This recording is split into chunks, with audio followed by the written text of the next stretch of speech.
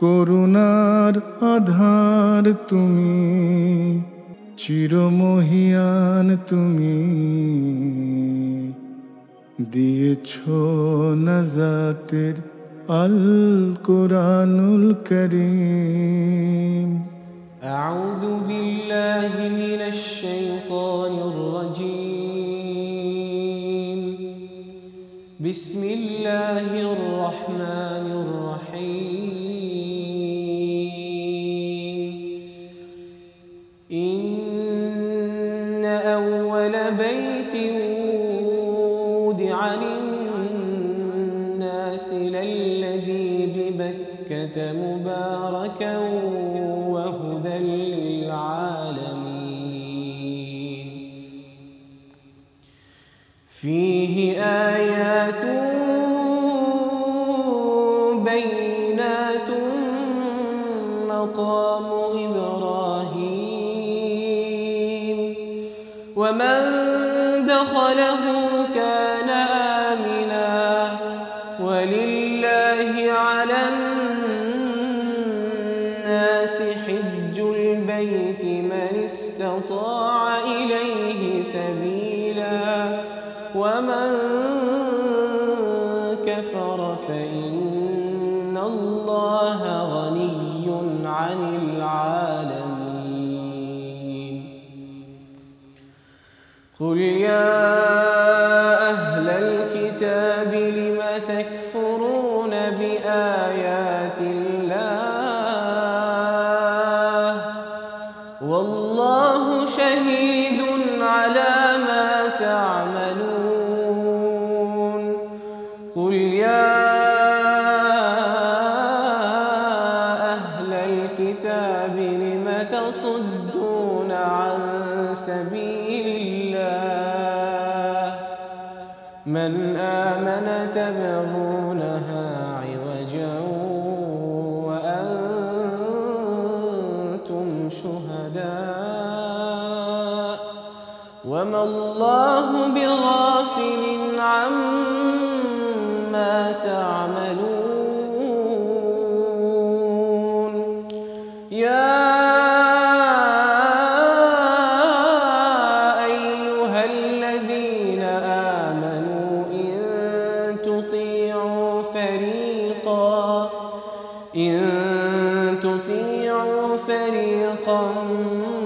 من الذين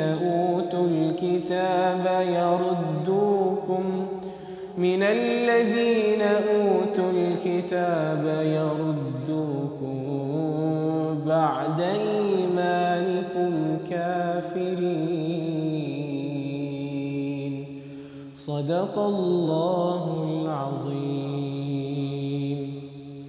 القرآنul করিম। আসসালামু আলাইকুম ওয়া রাহমাতুল্লাহি ওয়া বারাকাতুহু। আলহামদুলিল্লাহি ওয়াহদা ওয়াসসালাতু ওয়াসসালামু আলা নাবিয়্যিল্লাহ বা'দা। সুপ্রিয় দর্শক ভাই বোনেরা, পৃথিবীর যে কোনো প্রান্ত থেকেই আমাদের দেখছেন, দেশে বাইরে, আমি আপনাদের সবাইকে জানাচ্ছি আন্তরিক মোবারকবাদ। আশা করি সবাই ভালো আছেন। আমাদের আজকের অনুষ্ঠান কোরআনুল করিম শুরু হয়েছে। ইতিমধ্যেই আপনারা আজকের আলোচনার আয়াতগুলোর তেলাওয়াত শুনেছেন। আয়াতগুলো হচ্ছে সূরা আল ইমরানের ৯৬তম আয়াত থেকে ১০০তম আয়াত পর্যন্ত ৫টি আয়াত। আমি এখন আপনাদের সামনে আয়াতগুলোর অর্থানুবাদের পাশাপাশি হালকা মর্মানুবাদ বা ব্যাখ্যানুবাদ আপনাদের সামনে উপস্থাপন করছি। এরপরে আমরা এর আলোচনা শুরু করব। ৯৬ নম্বর আয়াত, আল্লাহ পাক ইরশাদ করছেন, যার অর্থানুবাদ, ইন্না আউওয়ালা বাইত, সর্বপ্রথম ঘর, উদিআ লিন্নাস, প্রতিস্থাপিত করা হয়েছে মানুষের জন্য, সেই ঘরটি হচ্ছে লাল্লাযী বিবাক্কাতা, যা মক্কায় অবস্থিত। এই ঘরের বৈশিষ্ট্য কি? মুবারাকান, এই ঘরটি হচ্ছে বরকতময় এবং ওয়াহুদাল্লিল আলামিন, এবং এই ঘরটি হচ্ছে বিশ্বজগতের জন্য হেদায়েত, দিক নির্দেশনা, পথ নির্দেশনা। 97 আয়াত। ফিহে আয়াত, এর আরও বৈশিষ্ট্য হলো এই ঘরে অনেকগুলো নিদর্শন রয়েছে। তার একটি হলো মাকাম ইব্রাহিম, যেটাকে আমরা মাকাম ইব্রাহিম বলে থাকি। 2, ওয়ামান দাখালাহু, আর যারা এই বাইতুল্লাহর হারামের চৌহদ্দির ভিতরে ঢুকবে, কানা আমেনা, তারা হবে নিরাপদ। ওয়ালিল্লাহি আলান নাসি হিজ্জুল বাইত মান ইসতাতাআ ইলাইহি সাবিলা, এবং আল্লাহর জন্য, আল্লাহর সন্তুষ্টি অর্জনের জন্য মানুষের উপর ফরজ করা হয়েছে এই ঘরের হজ করা। সবার জন্য নয়, যারা সেই পর্যন্ত যেতে নিরাপদে যাওয়ার সুযোগ পান, সামর্থ্য আছে, তাদের জন্য। ওয়ামান কাফর, আর যারা অস্বীকার করে, হজে যেতে চায় না, এই ফরজ কর অমান্য করে, আল্লাহ পাক বলছেন ফাইন্নাল্লাহা গানিয়্যুন আনিল আলামিন, আমার বান্দা শোনো, সারা বিশ্ব থেকে আমি অভাবমুক্ত, নিরপেক্ষ, আর স্বভাবমুক্ত থেকে আমি মুখাপেক্ষীহীন। তোমরা ইবাদত করলেও আমার কোনো উন্নতি হবে না, আর তোমরা না করলে আমার কোনো ক্ষতি হবে না, আমি থাকবো। আল্লাহ পাকের এটাই হচ্ছে বক্তব্য। এরপরে আল্লাহ পাক বলছেন আহলে কিতাবদেরকে উদ্দেশ্য করে, কুল ইয়া আহলাল কিতাব লিমা তাকফুরুনা বিআয়াতিল্লাহ, হে কিতাবীরা, আল্লাহর নিদর্শনকে কেন, আল্লাহর আয়াতকে কেন তোমরা অস্বীকার করছো?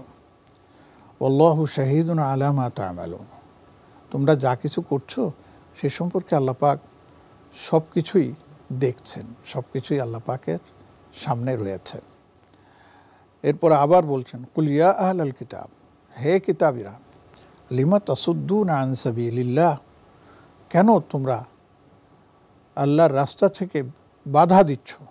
মান আমানা তাবগুনাহা ইওয়াজা, যারা ঈমান আনতে চায় তাদেরকে, এবং এতে তোমরা বক্রতা অর্জন করতে চাও, বক্রতা সৃষ্টি, বিশৃঙ্খলা সৃষ্টি করতে চাও। ও আনতুম শুহাদা, অথচ তোমরা ভালোই জানো যে তোমাদের এগুলি সব হচ্ছে বিশৃঙ্খলা, এবং ঈমানদার যারা তারা সত্য। ওয়ামাল্লাহু বিগাফিলিন আম্মা তা'মালুন, তোমরা যা কিছু করছো এ সম্পর্কে কিন্তু আল্লাহ পাক বেখবর নন, গাফেল নন। এরপরে আয়াতে আল্লাহ পাক ইরশাদ করছেন হিয়া আইয়ুহাল্লাযীনা আমানু, হে আমার ওই সকল বান্দারা যারা তোমরা ঈমান এনেছো, ইন তুতিউ, যদি তারা তোমরা আনুগত্য করো, ফারীকাম মিনাল্লাযীনা উতুল কিতাব, আহলে কিতাবদের বা কিতাবীদের কোনো একটি গোষ্ঠীকে, কোনো একটি আপনার ফরিককে, তাহলে উতুল কিতাব ইয়ারুদ্দুকুম বাদা ঈমানিকুম কাফিরিন, অর্থাৎ ইয়ারুদ্দুকুম কাফিরিনা বাদা ঈমানি, তোমরা ঈমান আনার পরে তোমাদেরকে তারা কাফের বানিয়ে ছাড়বে। এ ছিল আমাদের আজকের পঠিত আয়াতগুলোর সংক্ষিপ্ত শব্দানুবাদের পাশাপাশি ব্যাখ্যানুবাদ। এবার আমরা এগুলোর একটু বিস্তারিত আলোচনায় যাই। দেখুন, প্রথম আয়াত 96, যেখানে আল্লাহ পাক বলছেন এই ঘরটি মানুষের জন্য স্থাপন করা হয়েছে যেটা মক্কায় আছে, এটাই হলো প্রথম। এখানে মূলত এই ইহুদি খ্রিস্টান বা তৎকালীন সময় যারা ছিল তাদের একটা আপত্তির জবাব দেওয়া হয়েছে। আপত্তিটি তাদের ছিল এই, বিশেষ করে ইহুদিদের, যে দেখো ইব্রাহিম ছিলেন কুফাতে, ইরাকে, সেখান থেকে তিনি হিজরত করে এসেছেন আপনার শামে, সিরিয়ায়, এবং এখানে তিনি বসবাস করেছেন পরবর্তী জীবন, এবং তিনি এই বাইতুল্লাহ নির্মাণ করেছেন, সেই সূত্রে তারা দাবি করে যে এই বাইতুল্লাহ, এটা বাইতুল মাকদাস তারা বলে যে এর মধ্যে আছে, যেটা সিরিয়ার পাশে হচ্ছে জেরুজালেমের বাইতুল মাকদাস, ওটাকে তারা বলে যে এটি হচ্ছে প্রথম ঘর, এবং ইব্রাহিম আলাইহিস সালাম সেটাকে মানতেন। তো তোমরা সেটাকে কেন মানো না? তোমরা প্রথম দিকে বাইতুল মাকদাসের দিকে ফিরে সালাত আদায় করতে, তোমরা এখন দূরবর্তী চলে গেছো সেই সৌদি আরব, জেরুজালেম থেকে সিরিয়াকে বাদ দিয়ে, এবং সেখান থেকে তোমরা এখন বাইতুল্লাহকে কিবলা বানিয়ে নিয়েছ। তো এই আপত্তির জবাব আল্লাহ পাক দিয়েছেন এইভাবে যে দেখো তোমরা যেটা মনে করছো যে বাইতুল মাকদেস আগে, এই কথাটা সঠিক নয়। বরঞ্চ বাইতুল মাকদেসের আগেই বাইতুল্লাহ শরীফ নির্মিত হয়, এবং এটা আসমান থেকে জমিনে আল্লাহ রাব্বুল আলামিন বাইতুল ইজ্জাহ, আল্লাহর একটি ঘর আছে 7 আসমানের উপরে, এরপরে আসমানের উপরে আরেকটা ঘর আছে, তার নাম হচ্ছে বাইতুল মামুর।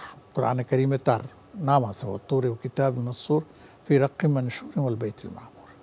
এরপরে হচ্ছে বাইতুল্লাহ। বাইতুল্লাহ হচ্ছে সারা পৃথিবীর নাভিতে অবস্থিত, মাঝখানে অবস্থিত। বিজ্ঞান এটা প্রমাণ করেছে বিভিন্ন স্যাটেলাইট দিয়ে। বাইতুল্লাহ একবার সব। তো আল্লাহ রাব্বুল আলামিন সেই সূত্রে এই বাইতুল্লাহকে পৃথিবীর বুকে প্রেরণ করেন। কেউ বলেছেন এটা নবনির্মিত, অনেক বলছেন না নবনির্মিত নয়, এটা হচ্ছে সেই বাইতুল ইজ্জার। এই জন্যই দেখবেন আপনি বাইতুল্লাহ নির্মাণের ইতিহাস পড়ুন, ইব্রাহিম আলাইহিস সালাম কিন্তু নিজে আর্ট করেন না, আর্কিটেক্টের মাধ্যমে নিজে সেখানে আপনার কি করেন, প্ল্যান পাস করেন না। সেই প্ল্যান আগে থেকেই করা ছিল আল্লাহর পক্ষ থেকে।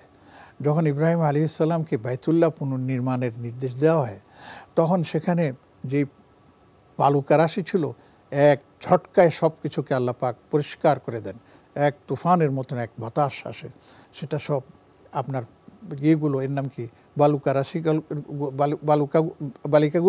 বালুগুলোকে সরিয়ে দেয়। সরিয়ে দেওয়ার পর বাইতুল্লাহর কি জানি বলে আপনার এটার নাম কি, প্ল্যানটা ভেসে ওঠে। আর সেটা দেখেই ইব্রাহিম আলাইহিস সালাম তার পুত্র ইসমাইলকে সাথে নিয়ে বাইতুল্লাহ নির্মাণ করেন। এই কথাটাই এখানে আয়াতে বলা হয়েছে যে এই বাক্কা মানে হচ্ছে মক্কা, এই মক্কা শহরের যে স্থাপিত যে ঘট, এটাই হচ্ছে পৃথিবীর বুকের সর্বপ্রথম ঘর। ইমাম সৈয়দি রহমতুল্লাহ আলাইহি তার কি জানবো কিতাবের মধ্যে এটা লিখেছেন কয়বার এই বাইতুল্লাহ নির্মিত হয়েছে। হযরত আদম আলাইহিস সালাম নির্মাণ করেছেন, নূহ আলাইহিস সালামের প্লাবনে সেটা ডুবে যায়, এরপর আবার নির্মাণ হয়েছে। এতে হতে হতে হতে বর্তমান পর্যন্ত কতবার হয়েছে সব সেখানে আপনার বর্ণনা করা হয়েছে। তো যাই হোক, আল্লাহ পাক বলতেছেন যে এটাই হচ্ছে পৃথিবীর সবচাইতে আপনার প্রথম ঘর। তো এই ঘরের বৈশিষ্ট্য কি বলা হচ্ছে যে মুবারাকান, এই ঘরটা হচ্ছে বরকতময়। এই ঘরটা হচ্ছে বরকতময়। শুধু বরকতময় এমন না, এই ঘরে যারা তওয়াফ করে সবসময় তাদের জন্য রহমত বর্ষিত হতে থাকে, যারা জিকির আজকার তাদের জন্য রহমত বর্ষিত হয়ে থাকে। হাদিসের মধ্যে আসছে 120টি কি জানি বলে আপনার রহমত নাজিল হতে থাকে, ভাগ করা আছে। তাইফিনদের জন্য কিছু, নামাজিদের জন্য কিছু, জিকির আজকার করে যারা তাদের জন্য কিছু। শুধু এটাই না, এরপরে বলা হচ্ছে ওয়াহুদাল লিল আলামিন, এবং সারা বিশ্ব জগতের জন্য রয়ে গেছে এই বাইতুল্লাহতে হেদায়েত। তো আল্লাহ রাব্বুল আলামিন তার দুইটি বৈশিষ্ট্য বললেন, একটা হচ্ছে এর মধ্যে রয়ে গেছে বরকত, সবসময় বরকতময় থাকে। 2 নম্বর হচ্ছে সারা বিশ্বের জন্য রয়ে গেছে এর মধ্যে হেদায়েত।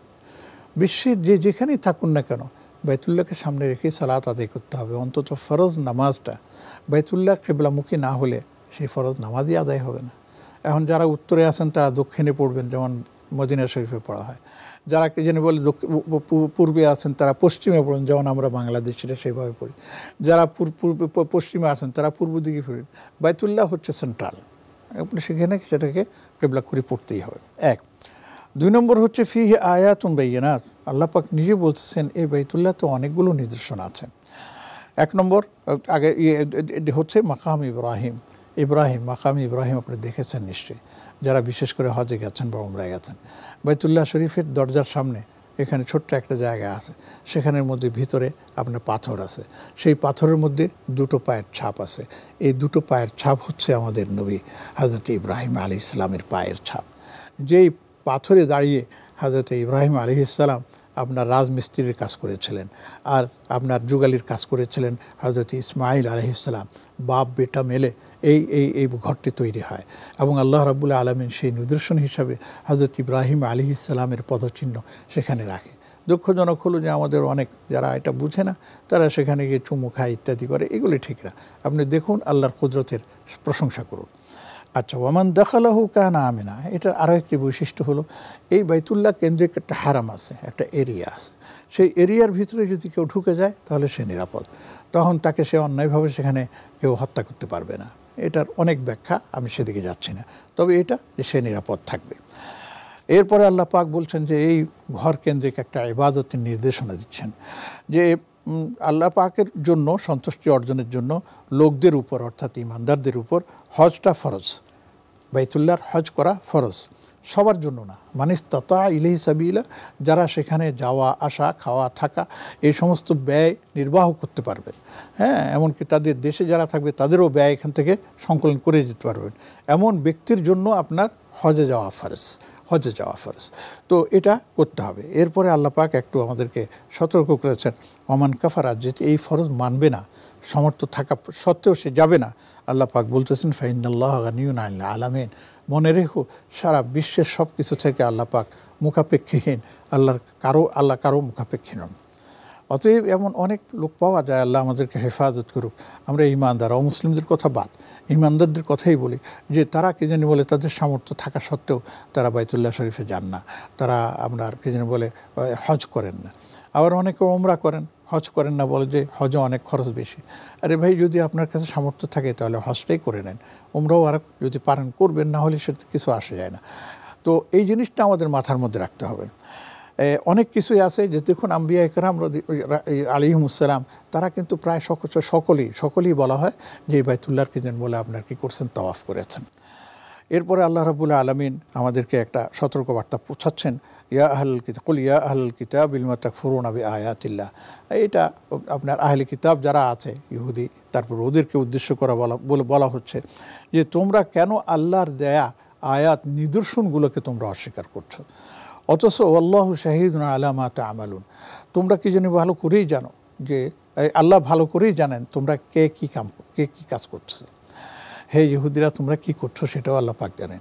এই যে দেখুন বর্তমান সময়ে যে এই যে এর নাম কি গাজা এবং ফিলিস্তিনে যে কিছু হচ্ছে, আল্লাহকে জানেন না? আল্লাহ সব কিছু দেখতেছেন। এখন অনেকে প্রশ্ন করে, তো আল্লাহ জানলে আল্লাহ আমাদের জন্য সাহায্য পাঠান না কেন? প্রিয় ভাই, প্রিয় বোন, একটু মানে সতর্কতার সাথে কথা বলতে হবে। আল্লাহর পরিকল্পনা ভিন্ন। ওমাকারু আল্লাহ খায়রুল মাকিরিন। কাফেররাও কৌশল অবলম্বন করে, আল্লাহ পাকও কিন্তু তার কৌশল নির্ধারণ করে রেখেছেন। আল্লাহ যখন পকড়াও করবেন তখন কারোর চোখে মুখে আর আপনার আলো থাকবে না। কখন যে কিভাবে আসবে সেটা জানি না। তাহলে আমাদের করার কি আছে? আমাদের করার হচ্ছে যে আমরা যাদের যতটুকু সামর্থ্য আছে সামর্থ্য অনুযায়ী আমরা সহযোগিতা করে যাব। আর কিছু পারি আর না পারি, আমরা কি আল্লাহর কাছে একটু বলতে পারি না যে আল্লাহ আমাদের ভাই বোনদেরকে আপনি হেফাজত করেন, জালেমদেরকে আপনি পকড়াও করেন। আচ্ছা, এরপরে আল্লাহ পাক বলতেছেন কুল ইয়া আহলাল কিতাব লিমা তাসুদ্দুনা আন সাবিলিল্লাহ। হে আহলে কিতাব, কেন তোমরা আল্লাহর রাস্তা থেকে যারা ঈমান আনতে চায়, বক্রতার বিশৃঙ্খলা সৃষ্টির কারণে তোমরা তাদেরকে কেন বাধা দিচ্ছ? আল্লাহ পাক তোমাদের কৃতকর্ম সম্পর্কে আল্লাহ পাক গাফেল নন। এখানে ঘটনা আছে, হয়েছে কি, মদিনার মধ্যে দুটো গোত্র ছিল, আউস এবং খাজরাজ। এরা পরস্পর মুখোমুখি ছিল সবসময়। এরা যুদ্ধ বিগ্রহের মধ্যে আপনার লিপ্ত থাকতো। একটা যুদ্ধ ছিল বুআস, এবং 120 বছর পর্যন্ত এই যুদ্ধ চলমান ছিল। কিন্তু নবীজি সাল্লাল্লাহু আলাইহি সাল্লামের আগমনের পর তারা সবাই কি হলো, একত্র হয়ে গেল এবং খুব ভালো একটা পজিশন তারা আসলো। এটা দেখে কিন্তু ওই যে কোরাইজা এবং বানি খাদির যারা আছে ওরা এটাকে মানতে পারলো না। ওরা চাইলো যে এই দুই গোত্রের মধ্যে আবার যুদ্ধ বিগ্রহ লাগিয়ে দেয়। তো সেখানে একজন সাম্মাস নামে এক ভদ্রলোক ছিল, সে এদেরকে উস্কায়া দিল, বলে যে দেখো তোমরা যে ওই যে যুদ্ধকালীন সময়ে যে কবিতাগুলো আবৃত্তি করতে, যেই হৃদয়গ্রাহী যে রণসঙ্গীত গাইতে, সেগুলো শুরু করো। ওটা শুরু করতে গিয়ে দেখা যায় আবার দুজনের মধ্যে লেগে গেছে, যুদ্ধের বিগ্রহের অবস্থার মধ্যে পৌঁছে গেছে। সরাসরি এই অবস্থা দেখে প্রথমে তর্কাতর্কি, তারপরে বললো যে যুদ্ধ শুরু হয়ে যাবে। এমন সময় নবীজির কাছে খবর গেল, নবীজি সাল্লাল্লাহু আলাইহি ওয়াসাল্লাম দৌড়ে আসলেন মুহাজ্জিরদেরকে নিয়ে। এসেই তখন তিনি বললেন এটা কি হচ্ছে, এবং তিনি এই শব্দটা ব্যবহার করেছেন, আবিদা আওয়াল জাহিলিয়াতে ওয়া আনা বাইনা যাহরানিকুম, আমি তোমাদের মাঝে উপস্থিত আছি আর আমার উপস্থিতি তোমরা এভাবে জাহিলি তর্ক বিতর্কের মধ্যে ফিরে গেছো। তখন নবীজি তাদেরকে বুঝালেন, সমঝালেন, তাদেরকে কি যেন শান্ত করলেন। সবাই তখন আপনার আপ্লুত হয়ে গেল নবীজির কথা শুনে, এবং যার অস্ত্র ছিল সব ফেলে দিয়ে তারা একে অপরকে গলা জড়িয়ে ধরে কান্না শুরু করলো। এই দুষ্টমি ষড়যন্ত্র করছে। মহতারাম, এই ষড়যন্ত্র তখনকার, এখনও কিন্তু এই ষড়যন্ত্র চলছে। মুসলমানরা যেন কোনোভাবেই একতাবদ্ধ হতে না পারে, এর সব ধরনের চেষ্টা প্রচেষ্টা অমুসলিমরা করে যাচ্ছে এবং তারা করতেই থাকবে। আমরাও বলবো কি, আমরাও তো এক ধরনের এর মধ্যে পড়ে গেছে। আমরা নিজেরা নিজেদের মধ্যে ঐক্যবদ্ধতা আমরা আনতে পারতেছি না, অথচ সারা ওয়ার্ল্ডের মধ্যে মুসলিম জনসংখ্যা কি কম, মুসলিমদের পাওয়ার কি কম, মুসলিমদের শস্য কি সম্পদ কি কম, কিন্তু তারপরেও তো আমরা থামাতে পারছি না। কেন? অল্প কিছু লোকের জন্য 2 কোটিরও বেশি না, সারা বিশ্বকে তারা ঘেরাও করে রেখেছে। আসলে সেখান থেকে না, সেটা তো অন্য তারা সুপার পাওয়ারকে দিয়ে এই মুসলমানদের উপর আপনার চালাচ্ছে। তো যেটা বলতেছিলাম মহতারাম, এদের ষড়যন্ত্র সবসময় আগেও ছিল, এখনও আছে, আগামীতেও থাকবে।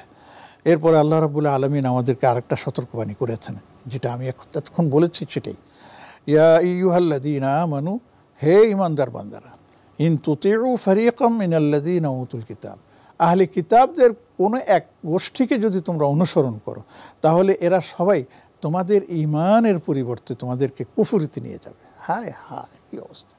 তাই হচ্ছে। কিন্তু যেমন মজার ব্যাপার একটা আছে, সারা দুনিয়াতে ইহুদি তারা কখনোই তাদের ধর্ম বিস্তারে আপনার এগিয়ে আসে না, তারা চায় না তাদের ধর্ম বিস্তৃত হোক, তারা নিজেদের ধর্ম নিয়ে তারা বেঁচে থাকতে চায়। বাবা মা ইহুদি, তাদের সন্তানরা ইহুদি, একজন যদি হয়ে যায় তখন তারা তাকে আর স্বীকৃতি চায় না। এটা হচ্ছে তাদের বৈশিষ্ট্য, যদিও এখন সেটা মানে কেউ মানে না। কিন্তু খ্রিস্ট ধর্মের ব্যাপারটা কিন্তু সম্পূর্ণ বিপরীত। খ্রিস্ট ধর্ম কত $মিলিয়ন সারা দুনিয়াতে খরচ করতেছে, আপনি চিন্তাও করতে পারবেন না। আমি আমার বাংলাদেশ থেকে আপনাদেরকে বলছি, যারা বিদেশে আছেন তারা আমার চাইতে আরও বেশি ভালো জানার কথা। তারা বিভিন্ন জায়গায় গির্জার মাধ্যমে হোক, বিভিন্ন সমিতির মাধ্যমে হোক, বিভিন্ন কিছুর মাধ্যমে হোক, তারা কিন্তু খ্রিস্ট ধর্মকে আপনার চালিয়েই যাচ্ছে, ছড়িয়ে যাচ্ছে, তারা চেষ্টা করে যাচ্ছে। সেই তুলনায় আমাদের মুসলিমরা দাওয়াতি কাজে তেমন মানে তাদের তুলনায় খুব বেশি অগ্রসর, এটা আমি বলতে পারতেছি না। আমরা নিজেরাই নিজেদের দুর্বলতা প্রকাশ করতে বাধ্য হচ্ছে, অথচ আমরাই ছিলাম দাঈ আল্লাহ, আমরাই ছিলাম মুবাল্লিগ। আল্লাহ পাক আমাদেরকে সেই কথাই স্মরণ করিয়ে দিচ্ছেন যে তাদের যদি কোনো কথা তুমি শুনো, সর্বাত্মকভাবে তুমি বিপদগ্রস্ত হবে। সেটা রাজনৈতিকভাবে বিপদগ্রস্ত হবে, সামাজিকভাবে বিপদগ্রস্ত হবে, তুমি কি অর্থনৈতিকভাবে বিপদগ্রস্ত হবে, এমনভাবে আমাদেরকে জড়িয়ে ফেলবে যে তাদের সেই প্যাচ থেকে আমরা বেরিয়ে আসতে পারবো না। আল্লাহ আমাদেরকে হেফাজত করুন। আল্লাহ আমাদেরকে সতর্ক করছেন, যদি আমরা সতর্ক না হই তাহলে কি দোষ আল্লাহর? আস্তাগফিরুল্লাহ রাব্বি মিন কুল্লি যামবি। আমরা তো অনেক কথাই বলি যে আল্লাহ তো ইচ্ছা করলে পারেন, তিনি করেন না কেন? এগুলি হচ্ছে ওরিয়েন্টালিস্টদেরকে তিনি বলে আমাদের উপর তোহমাত, অভিযোগ, অপবাদ। কিন্তু প্রিয় ভাই, আসুন আমরা আমাদের দ্বীনের হেফাজত করি, আমাদের ছেলে মেয়েদেরকে, আমাদের বংশ পরম্পরায় যারা আছে তাদেরকে কি জানি বলে আমরা এই দ্বীনকে শেখাই। আমরা দেখি এখান থেকে বাংলাদেশ থেকে আত্মীয় স্বজনকে আপনার কি করা হচ্ছে, দিক নির্দেশনা দেওয়া হচ্ছে। ছোট মেয়েরা, ছেলেরা, নাতিরা আপনার বিদেশে থাকতে ওভার ভিডিওতে তারা দেশে আলাপ করে তাদেরকে শেখানো হচ্ছে এখান থেকে যে দাদু সালাম দাও, আগে সালাম দিলে এই ফজিলত, তুমি যদি আগে দিতে পারো তাহলে ভালো কথা। তারপর তাদেরকে সূরা পড়াচ্ছে এখান থেকে। চিন্তা করতে পারেন, সুবহানাল্লাহ। কিন্তু কি সেখানে কি নাই? আছে, কিন্তু সেই পরিবেশ তো নেই। বাবা মা ব্যস্ত, অনেক পরিবার আছে, বাবাও চাকরি করেন, মাও চাকরি করেন, ছেলে কোথায় মেয়ে কোথায় কোনো জিনিসকে আমরা জানি।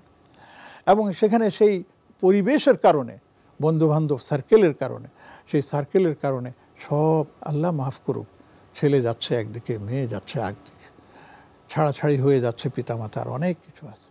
এই কথাই আল্লাহ পাক দেখেন এই আয়াতে জ্বলন্ত একটা কি জানি বলে আয়াত আমাদের সামনে পেশ করেছেন। এই আয়াতগুলো পড়ে এবং বুঝে যে আমরা আমাদের দিনকে ঠিক করতে পারি না। প্রিয় ভাই বোন, আসুন আমরা যারা দেশে আছি বিদেশে, এই ধরনের পরিবেশ থেকে আমরা নিজেদেরকে হেফাজত করি, আমার সন্তানদেরকে হেফাজত করি।